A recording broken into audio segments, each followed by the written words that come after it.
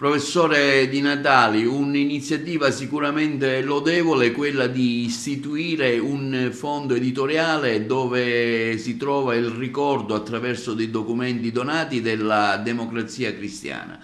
Ecco, ce ne parli. Sono trascorsi ormai diversi decenni da quando è finita la Democrazia Cristiana. Questo partito che per 50 anni ha governato l'Italia, ha governato a livello nazionale, a livello regionale e anche a livello provinciale, presente in tutti i comuni. In questi 50 anni i democristiani hanno prodotto tanto materiale, facsimili, relazioni, interventi, iniziative come congressi a qualsiasi livello, ed è giusto che tutto questo patrimonio che ha fatto grande il movimento cattolico e la nostra Italia venga conservato per dare memoria a quelli che verranno.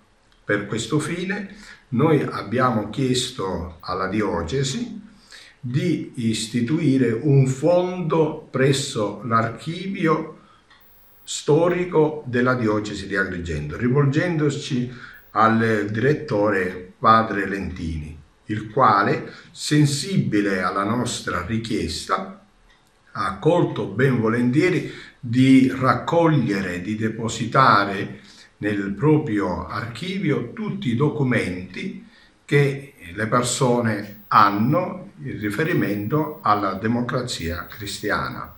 E sabato mattina, in una cerimonia così molto semplice, verrà consegnato tutto il materiale, cui va il nostro primo riconoscimento a Libertino Sorge. Libertino Sorge è stato un funzionario della Democrazia Cristiana, quando la Democrazia Cristiana aveva la sede in Viale Leonardo Sciascia qui ad Agrigento.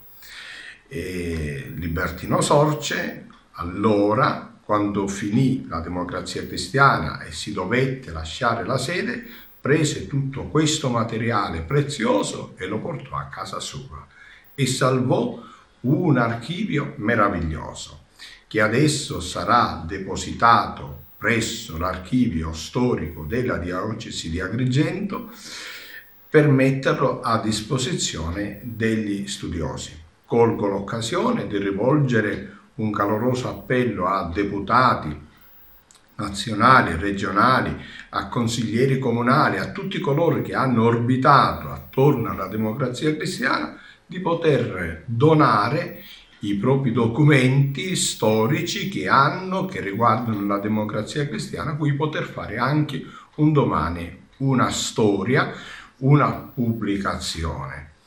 Questo lavoro che noi faremo non farà altro che arricchire il movimento cattolico nella nostra provincia di Agrigento.